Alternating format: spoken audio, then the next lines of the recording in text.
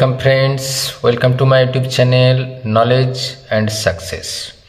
আজ দেখো মাধ্যমিক পরীক্ষার্থী বন্ধুদের জন্য সত্য মিথ্যার উপর যে ভিডিওটি আনছি সেটি ভীষণই গুরুত্বপূর্ণ। অন্য যে কোনো প্রবলেমের ক্ষেত্রে ওইটি কাজে লাগতে পারে, অর্থাৎ এমসিকিউ প্রবলেম, শূন্যস্থান পূরণ বা 2 মার্কসের কোশ্চেন হিসেবে অনেক সময় আসতে পারে।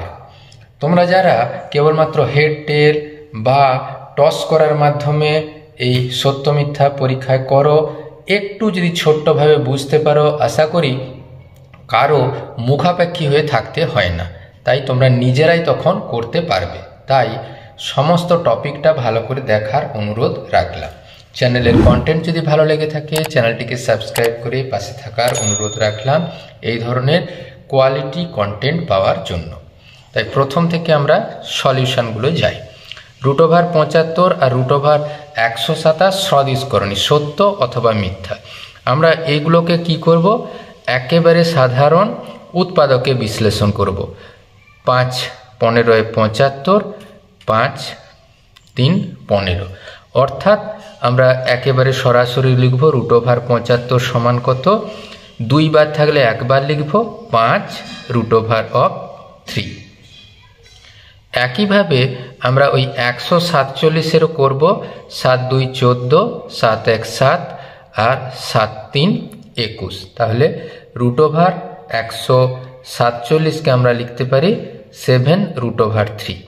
অর্থাৎ এই করণীযুক্ত পদটা একই বলে এটা হলো সদিশকরণী, আর সদিশকরণী বলেই বিবৃতিটি সত্য।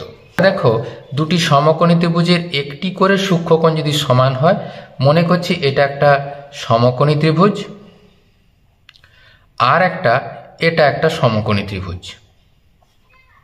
যদি দেখো এই সমকোণী ত্রিভুজগুলোর সমকোণ তো অবশ্যই একই, আর একটা কোনো সমান, ধরলাম এটা 30 ডিগ্রি, এটা 30 ডিগ্রি, তাহলে সমকোণী ত্রিভুজ এটা যদি 90 ডিগ্রি হয়, এটা 30, তাহলে 90 আর 30 যোগ করলে হয় 120 ডিগ্রি।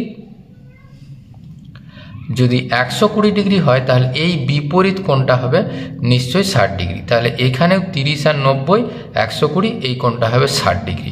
তাহলে দেখো, তাহলে এই ত্রিভুজের 3টা কোণ এই ত্রিভুজের 3টা কোণের সাথে সমান। আর যদি সমান হয়, একটি ত্রিভুজের 3টি কোণ অপর ত্রিভুজের 3টি কোণের সাথে যদি সমান হয়, ত্রিভুজগুলো সদিশ হয়, অর্থাৎ বিবৃতিটি হলো একেবারেই সত্য। এবার দেখো, sin² 5θ + cos² 5θ মান হয় 5। মনে রাখতে হবে এখানে এই 5θটাকে আমরা থিটা হিসাবে বিবেচনা করব, অর্থাৎ আমরা যেহেতু জানি sin² θ + cos² θ সমান 1, তাই এই পুরো মানটাও হবে 1, অর্থাৎ বিবৃতিটির মান 5 হওয়া সম্ভব নয়, বিবৃতিটি একেবারে মিথ্যা। 4 প্রবলেম দেখো, x ভ্যারিজার z, y ভ্যারিজার z হলে xy ভ্যারিজার z হয়, অর্থাৎ বিবৃতিটি একেবারে সত্য। এই সত্য বিবৃতিটি আসছে যৌগিক ভেদের উপপাদ্য থেকে। যদি এটা এমন করে লেখা যায় z ভ্যারিজার x, একইভাবে z ভ্যারিজার y, তাহলে সেখান থেকে আমরা লিখতে পারি z ভ্যারিজার xy, বা এটাকে উল্টেও এমন করেও লিখতে পারি x ভ্যারিজার z। বিবৃতিটি সত্য। পরে দেখো, প্রতি বছর r% হ্রাসপ্রাপ্ত হলে n বছর পর একটি মেশিনের মূল্য হয় v টাকা। n বছর পূর্বে মেশিনের মূল্য কত ছিল? ধরে নিচ্ছি মেশিনের মূল্য ছিল x টাকা। আর খেয়াল করে দেখলে দেখা যাবে r% হারে কমছে, তাহলে 1 - r/100 n টাকাই হলো তার n বছর পরে মূল্য। এটাই সমান দেখো লেখা আছে v। কেন? এই যে n বছর পরে মেশিনের মূল্য v টাকা, তাহলে x এর মান কত হবে? v / 1 - r/100 nটা যখন উপরে লিখব তাহলে আমরা লিখব 1 - r/100 n, অর্থাৎ আমাদের বিবৃতিটি একেবারে সত্য। পরে দেখো, sin a + sin b এর মান 2 হলে দেখাতে হবে cos a + cos b এর মান 1/2 হবে কি না। আমরা এই sin a + sin b এর মান 2, মনে রাখতে হবে sin থিটার মান সব থেকে বেশি হয় 1, 1-এর বেশি হওয়া সম্ভব নয়। 1-এর বেশি হওয়া সম্ভব নয় মানে এখানে কোথাও পরিষ্কার হলো কত, সাইন এর মানও হবে 1 আর সাইন বি এর মানও হবে 1। যদি হয় তাহলে আমরা নিশ্চয়ই জানি, তাহলে এই কোসেক এ কত হয়, কোসেক এ হয় 1/sin এ, মানে এর মান 1/1 করে 1। একইভাবে কোসেক বি এর মানও হয় 1/sin বি করে লিখলাম, তাহলে 1/1 করে 1। তাহলে এদের দুটো যোগফল কত হতো 2, কিন্তু আছে কত 1/2। বিবৃতিটি একেবারে মিথ্যা। আর একক দৈর্ঘ্যের ব্যাস বিশিষ্ট একটি নিরেট অর্ধগোলক, ধরো এই ধরনের একটা অর্ধগোলকের কথা আমরা চিন্তা ভাবনা করছি, যার ব্যাসার্ধ বলে দেওয়া আছে আর একক, ব্যাস এই ব্যাসটা আর একক। তাহলে নিশ্চয় দেখতে পাচ্ছ ব্যাসার্ধ r/2, এটা হবে আমাদের ব্যাসার্ধ, ব্যাসার্ধ r/2 একক। এবারে বলছে এ থেকে সর্ববৃহৎ যে শঙ্কু কেটে নেওয়া হয়, এই ধরনের যদি শঙ্কু কেটে নেওয়া হয় তাহলে দেখো তার আয়তন হবে, শঙ্কুর আয়তন হয় 1/3 পাই r², আর মানে ব্যাসার্ধ, r² h, এইচটাও দেখো এই ব্যাসার্ধের সাথে সমান, মানে r/2। এটা হলো ঘন একক। কেন, আমরা জানি শঙ্কুর আয়তন হয় 1/3 পাই r² h এর মতো। তাহলে আমরা পেলাম কত 1/3 পাই r²/4 ইন্টু r/2 ঘন একক, মানে 1/4 3 12 2 24 পাই r3। অর্থাৎ বিবৃতিটি একেবারে আমরা পেলাম মিথ্যা। 8 প্রবলেম দেখো, এই সংখ্যাগুলির গড় 11 হলে এর মান। গড় কি করে পাবো, সংখ্যাগুলোকে সব আমরা যোগ করে নেব, একবারে যোগ, প্রত্যেকটা যোগ করে নিলাম, ডিভাইডেড বাই কতগুলো সংখ্যা আছে 1 2 3 4 5 6, তাহলে এইটার মানই হলো 11-র সাথে সমান। তাহলে যোগ করে যতগুলো সংখ্যা আছে ভাগ করলেই গড় পাওয়া যায়। তা আমরা একটু ছোট্ট করে যোগ করে নেব, 13 আর 17 যোগ করলে 30, 30 আর 9 39, 39 7 46, তাহলে 46 প্লাস এক্স প্লাস ওয়াই সমান দেখো পেলাম 66। তাহলে আমরা এক্স প্লাস ওয়াই এর মান কত পাবো, পাবো 66 মাইনাস 46 মানে 20, অর্থাৎ আছে কত 30। বিবৃতিটি মিথ্যা। স্থূলকোণী ত্রিভুজের পরিকেন্দ্র ত্রিভুজের মধ্যে অবস্থিত। এখানটা তোমাদের মনে রাখতে হবে, সবগুলো বলে দিলে একেবারে সব সময় মনে থাকবে। এটি যদি সূক্ষ্মকোণী ত্রিভুজ হয়, সূক্ষ্মকোণী ত্রিভুজের ক্ষেত্রে এটা সূক্ষ্মকোণী ত্রিভুজ, এটা হলো আমাদের সমকোণী ত্রিভুজ, আর এই ধরনের হবে স্থূলকোণী ত্রিভুজ। এটা সমকোণী,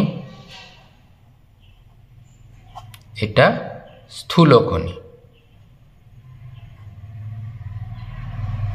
কেন্দ্র এই সূক্ষ্মকোণীর ক্ষেত্রে ভিতরে, সমকোণীর ক্ষেত্রে অতিভুজের মধ্যবিন্দুতে, আর স্থূলকোণীর ক্ষেত্রে বাইরে। মনে রাখো, তাহলে সূক্ষ্মকোণীর ক্ষেত্রে আমরা পেলাম ভিতরে, সমকোণীর ক্ষেত্রে অতিভুজের মধ্যবিন্দুতে, অতিভুজের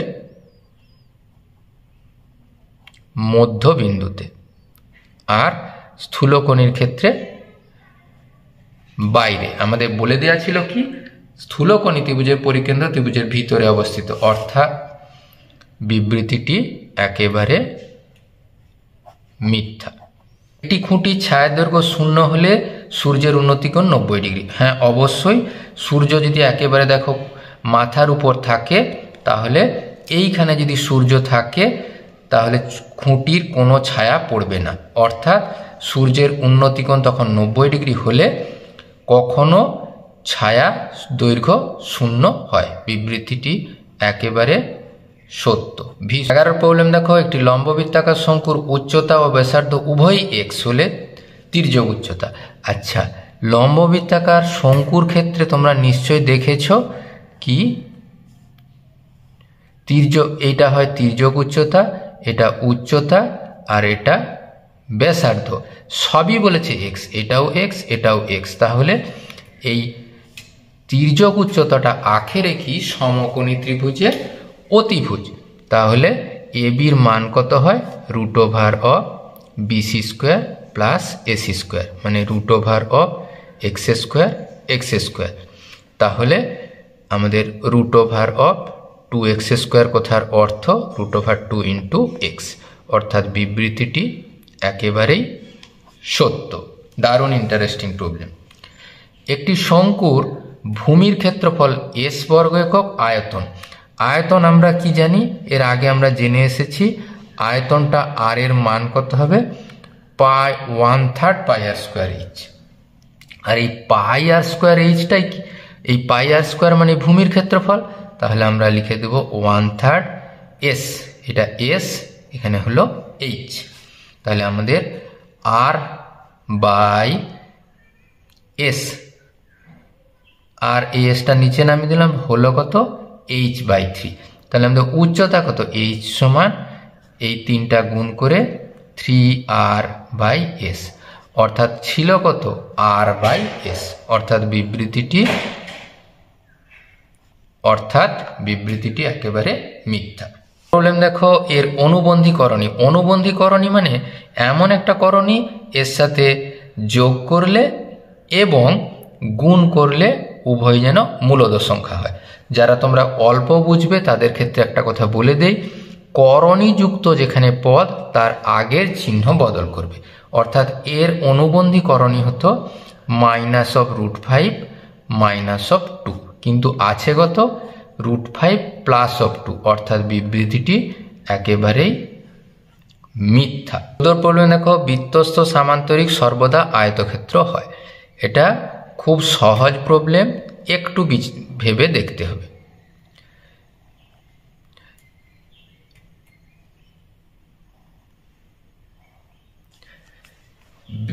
দেখো, বৃত্তস্থ চতুর্ভুজের বিপরীত কোণগুলো হয় সম্পূরক, আর সামান্তরিকের ক্ষেত্রে এই বিপরীত কোণগুলোর মান হয় সমান। তাহলে এই কোণ সমান এবং দুটো মিলে 180 ডিগ্রি। যদি আমরা এ বি সি ডি কে চিন্তা করি, সামান্তরিকের ক্ষেত্রে এ কোণ সমান সি কোণ, আবার বৃত্তস্থ সামান্তরিকের ক্ষেত্রে এই দুটোর মান 180 ডিগ্রি, অর্থাৎ এই দুটো আবার সমান সমান। তাহলে এ যোগ এ সমান 180 ডিগ্রি, কথার অর্থ এ কোণের মান 180 ডিগ্রি বাই 2 করে 90 ডিগ্রি। তাহলে এটাও 90, এটাও 90, এইগুলোও একইভাবে 90 ডিগ্রি। তাহলে এটা হবে অবশ্যই আয়তক্ষেত্র, অর্থাৎ বিবৃতিটি একেবারেই। একটি রশ্মি দুইবার পূর্ণ আবর্তনে যে কোণ সৃষ্টি হয়। তোমরা ত্রিকোণমিতিতে জেনেছ এই রশ্মিটা পূর্ণ আবর্তন করলে 2π কোণ তৈরি হয়। কেন? এই 90 ডিগ্রি, এইখানে হলো 180 ডিগ্রি, এই 90 ডিগ্রি আর 180 ডিগ্রি মানে পাই, আবার এ পাশটা পাই, 2π কোণ তৈরি হয় একবার পূর্ণ আবর্তনে। তাহলে দুইবার যদি পূর্ণ আবর্তন করে গুণিত 2 মানে 4π কোণ তৈরি হয়। আছে কত? 6π, অর্থাৎ বিবৃতিটি একেবারেই মিথ্যা। প্রবলেম দেখো, 4x² + 9y² সমান এই 12ab। এই 12abটাকে বাম পাশে নিয়ে এসে 12ab সমান 0। এটাকে দেখো আমরা লিখতে পারি 2x এর হোল স্কোয়ার -2, এই 12টাকে লিখছি 2x × 3y প্লাস 3y তার হোল স্কোয়ার, এই 9y²। এখন দেখো a² -2ab + b² মানে a - b তার হোল স্কোয়ার। বর্গ রাশি 0 মানে সে নিজেও 0, অর্থাৎ 2x - 3y সমান 0। তাহলে 2x সমান 3y, তাহলে x/y আমরা এইটা মিলে দেবে, তাহলে 3/2। এই 3y সমান 2x, বলে দেওয়া ছিল কত? 2:3, অর্থাৎ x/y এর এখানে মান পেয়েছি কত? 3:2, বলে দেওয়া আছে 2:3, অর্থাৎ বিবৃতিটি একেবারেই মিথ্যা। আলফা ও বিটা পূরক কোণ হলে কোসেক আলফার মান সাইন বিটার মানের সাথে সমান। আলফা বিটা পূরক কথার অর্থ আলফা প্লাস বিটার মান 90 ডিগ্রি। তাহলে এখান থেকে পাবো বিটার মান 90 ডিগ্রি মাইনাস আলফা। তাহলে আমরা সাইন বিটার মান কত পাবো? Sine of 90 degree minus alpha. Sine 90 degree minus থিটার মান হয় কস থিটা, তাহলে কস অফ আলফা। আর বলে দেওয়া আছে কত? কোসেক আলফা সমান সাইন বিটা। তাহলে সাইন বিটার মান কি? কস আলফার সাথে সমান, কোসেকের সাথে নয়, অর্থাৎ বিবৃতিটি মিথ্যা। পরে দেখো 5, 3, 2, 7, 5, 9, 3, 8, 5 রাশি তত্ত্বের সংখ্যাগুরু মান 3। সংখ্যাগুরু মানে কোন মানটা সব থেকে বেশি বার আছে? এইখানে দেখো 5 আছে, সব থেকে বেশি বার 3 বার। তাহলে এখানে সংখ্যাগুরু মান হতো কত? 5, বলে দেওয়া আছে কত? 3, অর্থাৎ বিবৃতিটি একেবারেই মিথ্যা। X Y varies as Z, Y by Z varies as X, Z by X varies as Y হলে এটি নট ইকাল টু অশূন্য ধ্রুবক। এখানে দেখো যদি অশূন্য ধ্রুবক দিয়ে গুণ করি তাহলে k1 Z Y by Z সমান k2 এক্স, এখানে পাবো জেড বাই এক্স সমান k3 ওয়াই। গুণ করে দিলে দেখো পাই এক্স বাই ওয়াই গুণিত ওয়াই বাই জেড গুণিত Z by X, k1 Z গুণিত k2 এক্স গুণিত k3 ওয়াই। দেখো সব কাটাকুটি হয়ে গেছে, আমরা পেয়েছি কত? 1 বাই k1 k2 k3 মান X Y Z. X Y এই k1 k2 k3টা নিচে লিখে দিই। তাহলে এটা কি? অশূন্য ভেদ ধ্রুবক বা ধ্রুবক, নট ইকাল টু অশূন্য ধ্রুবক, মানে বিবৃতিটি একেবারেই মিথ্যা। এর প্রবলেম দেখো, অমলের মূলধন শ্যামলের মূলধনের 1.5 গুণ। অমলের মূলধনটাকে আমরা এ ধরছি, শ্যামলের মূলধন ধরছি বি। তাহলে এ সমান হবে কি? শ্যামলের মূলধনের 1.5 গুণ। তাহলে আমরা একেবারে লিখব গুণিত 1.5, মানে বি গুণিত 1 পূর্ণ 2 3 মানে 3 2। তাহলে পেলাম দেখো 3b সমান 2a। আমরা যদি a বাই বি হিসাব করি তাহলে a বাই বি কত পাবো? এই দেখো 3b সমান 2a মিলে যায়, অর্থাৎ a অনুপাত b এর মান কত হবে? 3:2। বলে দেওয়া আছে কত? 2:3, অর্থাৎ বিবৃতিটি একেবারে মিথ্যা। একটি পরিসংখ্যা বিভাজনের একাধিক সংখ্যাগুরু মান থাকতে পারে। হ্যাঁ, বিবৃতিটি একেবারে সত্য, একাধিক সংখ্যাগুরু মান থাকতেই পারে। অংশীদারি ব্যবসায় অন্তত 3 জন প্রয়োজন, বিবৃতিটি মিথ্যা। কেন? অংশীদারি ব্যবসায় সর্বনিম্ন লোক থাকে 2 জন হলেই অংশীদারি ব্যবসা হয়, বিবৃতিটি মিথ্যা। x² - x + 2 সমীকরণের বীজদ্বয় বাস্তব ও সমান। এখানে আমরা এই ax² + bx + c সমান 0 এর সাথে তুলনা করলে পাবো a এর মান 1, x² এর সহগ 1, b এর মান দেখো এই যে -1, b এর মান -1, c এর মান 2। আর নিরূপক হয়, নিরূপকের মান কত হয়? b² - 4ac, অর্থাৎ -1 হোল স্কোয়ার -4 × 1 × 2 মানে 1 মাইনাস সবে মিলে 4 2 8, সবে মিলে পেল -7। এখানে কথার অর্থ নিরূপক যদি নেগেটিভ হয় তাহলে কোনো বাস্তব মান থাকবে না, অর্থাৎ অবাস্তব মান হয়, অবাস্তব। কিন্তু বলে দেওয়া আছে কত? বাস্তব আর সমান, তাহলে বিবৃতিটি একেবারেই মিথ্যা। আমরা 24-এর প্রবলেম দেখব। অর্ধবৃত্তাংশ অপেক্ষা ক্ষুদ্রতম বৃত্তাংশ কোণ স্থূলকোণ। এই আমাদের হচ্ছে ACB যে ছবিটা আঁকা হয়েছে সেটা হচ্ছে অর্ধবৃত্তাংশ অপেক্ষা বড় বৃত্তাংশ কোণ। তাহলে বড় কোণটা, এই অর্ধবৃত্ত অপেক্ষা বড় কোণটা হলে এখানে বৃত্তাংশ কোণের মান হবে সূক্ষ্মকোণ।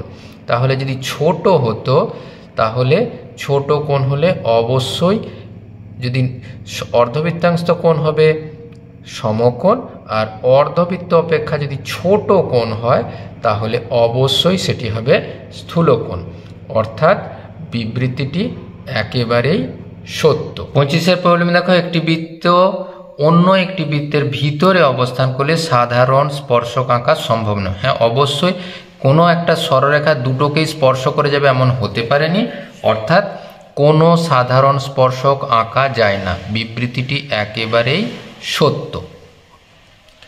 আজকের ভিডিও কেমন লাগলো অবশ্যই কমেন্ট বক্সে লিখতে ভুলো না। Thank you for watching this video. Thank you.